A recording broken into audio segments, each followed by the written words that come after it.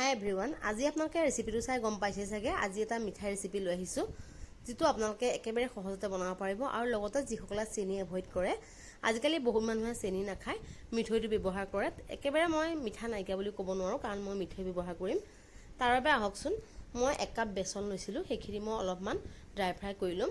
কাৰণ অলপমান যদি এনেকৈ মই ফ্ৰাই কৰি লওঁ, তেতিয়া মই বেচনখিনি অলপ ফুলিও যায় আৰু লগতে টেক্সচাৰটো আপোনালোকে দেখিব ভালকৈ অকণ ব্ৰাউন কালাৰ টাইপ হৈ গৈছে। এতিয়া মই ইয়াত এড কৰিম অলপ ঘি মই 4-5 চামুচমান দিলোঁ। ঘিখিনি দিয়াৰ পাছত মই ভালকৈ লৰাই ল'লোঁ। বেচনখিনি ভালদৰে মোৰ যিখিনি ঘি দিছিলোঁ এবজৰ্ব হৈ গৈছে।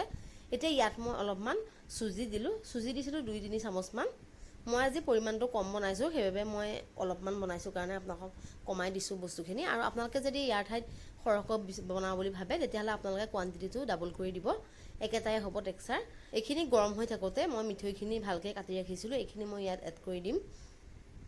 মিঠৈখিনি আপোনালোকে গেছটো জ্বলি থকা অৱস্থাত নিদিব, তেতিয়া মানে বেছিকৈ গোট খাই যাব।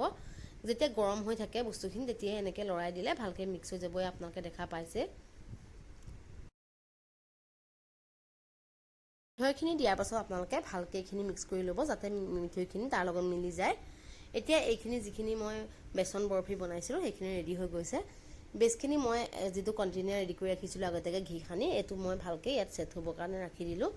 আৰু আপোনালোকে ওপৰত গাৰ্নিচিং কৰিবৰ কাৰণে যিকোনো ড্ৰাই ফ্ৰুইট দিব পাৰে।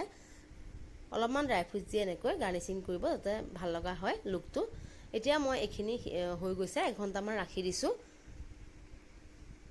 কেনেকুৱা লাগিলে ৰেচিপিটো জনাব, আৰু লগতে আজিলৈ যদি মোৰ চেনেলটো ছাবস্ক্ৰাইব কৰা নাই, প্লিজ ছাবস্ক্ৰাইব কৰি দিব।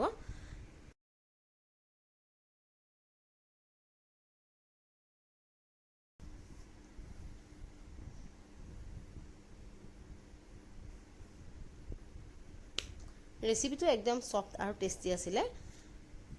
মুখত দিলে পমি যায়, এনেকুৱা আছিলে ৰেচিপিটো। নিশ্চয় এবাৰ ট্ৰাই কৰি চাব। আজিলৈ ইমানেই আছিল। নতুন এটা ভিডিঅ'ৰ সৈতে আকৌ লগ পাম। আজিলৈ বাই।